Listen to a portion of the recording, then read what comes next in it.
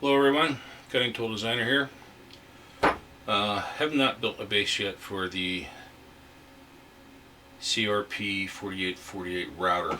However, I have cleared a space up in the new shop and I really need to get it out of the basement. So we're going to disassemble it. And how we're going to disassemble it is I'm going to take off the spindle, all the drive motors, and take the bumper guards off the end, and then hopefully that'll be light enough that we can slide the X-axis completely off the machine without really having to disassemble it, and then unbolt it from the table that I have this mounted on and take the base up, and then we'll disassemble that table and reuse it again, at least for now. So we'll disassemble that and take it up and then reassemble everything. So I'll get you some shots of a few shots of the disassembly and perhaps a little bit of the reassembly. And that's the current status. It actually is down right now. I had a problem with the hard drive on the computer that I was using, and the monitor went out. So won't be running for a little bit until I get some things taken care of from the computer side, but other than that, it was working pretty good. So first thing we'll do is go ahead and take off the spindle. Now I have it actually set up so that the hoses can come off along with the electrical. Just used compression fittings to hook it up here, because the intent was to be able to change head units on here. And the power, of course, comes through here and just plugs in. So now all I got to do is loosen up the nuts on the bottom of the spindle. And we'll do that real quick. And I'll have to be careful that the thing don't dive off of here. Just need to get it loose enough, because these are carriage bolts. Hold this in place. Get this side here.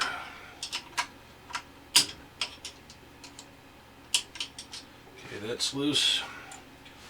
And we'll put a couple pieces of wood underneath to help keep this from falling down. Alright, it's loose now. This whole assembly should come off. Got caught up on something.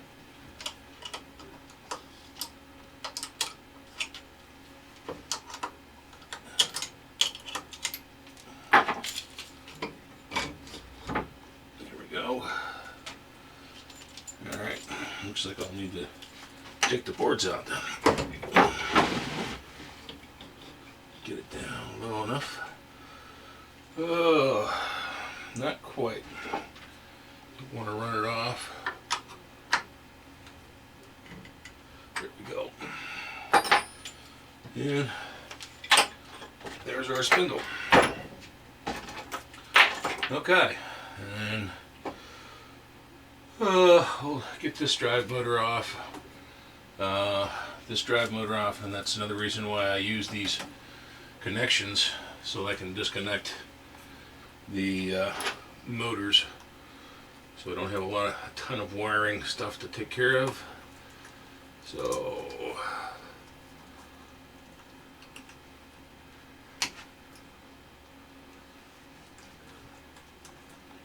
they're pretty tight.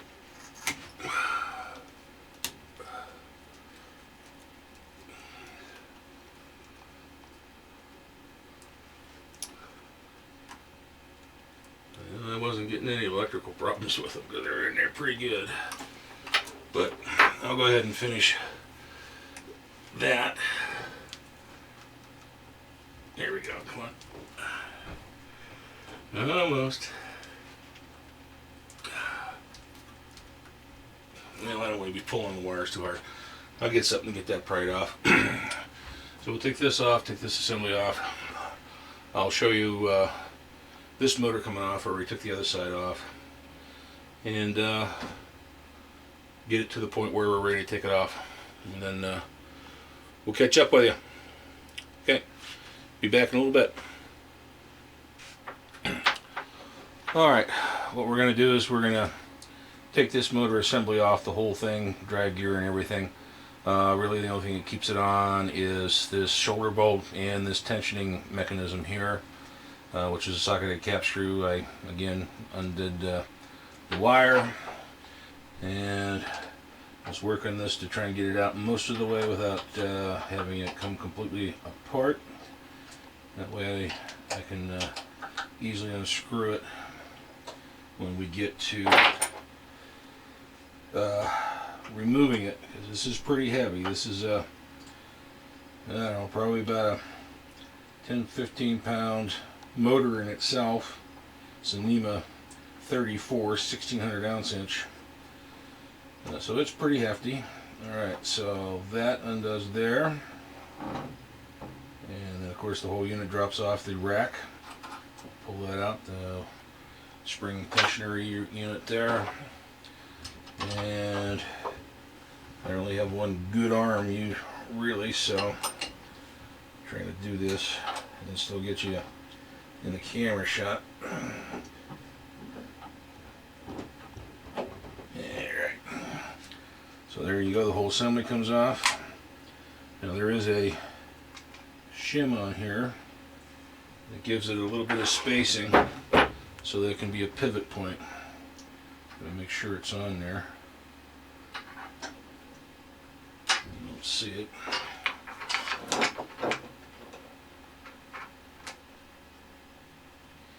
Well, I'll have to find it. Hopefully it didn't fall when I took it off. I don't think it did. But anyways, that's how you take the motor drive assemblies off. So we'll finish getting some more of this apart and then start moving it. Be back at you. Okay everyone, we're back. Have all the motor drives off. Excuse me. Took the Z-axis motor off, and then I just removed the whole Z-axis assembly. All the wiring's been disconnected, plumbing for the coolant line for the spindle, wiring for the spindle, the VFD, and we're basically in a position now where we're ready to just pull this right off the end of the machine, and then we'll carry it up into the shop. And then this is the base is basically disconnected except for a couple of mounts, and then we'll disconnect that and move it up. Not enough room to show us taking it off. It's very, very tight area here. I mean, when I built this, I brought all the parts down one at a time and built it in place. So, but least amount of this assembly as possible. Once we get everything up to the shop, we can get the table put back together, put the base back on and get it mounted, and then this whole assembly here, the gantry should just slide right on the rails, and then just a matter of hooking everything back up again.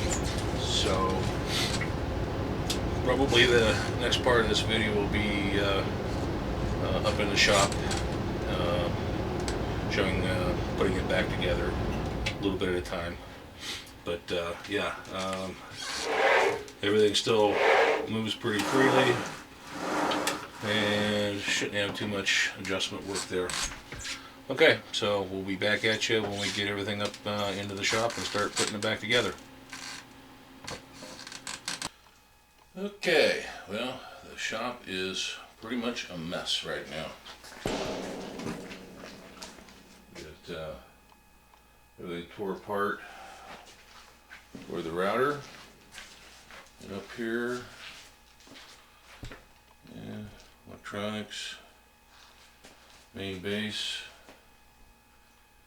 and the gantry, and the table that I had it mounted on. So we will get start by putting that table back together so we can get the base mounted on it and make sure we have the proper room. Okay, be back at you. Okay, so the rails aren't that bad, but you try and maintain them over time. They're not that hard to maintain. Basically, they're just 1020 steel, and easiest way to keep them clean is to just use a Scotch-Brite. Since I moved this and I wanted to make sure I didn't have any dings or anything, I ran the Scotch-Brite first, and then I used a hand stone and just went over all the edges where the rails go to make sure I didn't have any burrs kicked up or whatever. Clean it back up again with this, and then just put on some WD-40 just to clean the surface off and to give just a little bit of protection. Under normal use, it doesn't really get that much rust unless you have a lot of humidity. But luckily, I don't have I have a fairly climate-controlled home, so even the shop isn't that bad. So, okay, next step will be getting the gantry on. Okay, be back in a minute. Okay, we got the gantry put back on, and basically we just needed to line it up and slide it right on. As you can see, it still moves pretty freely.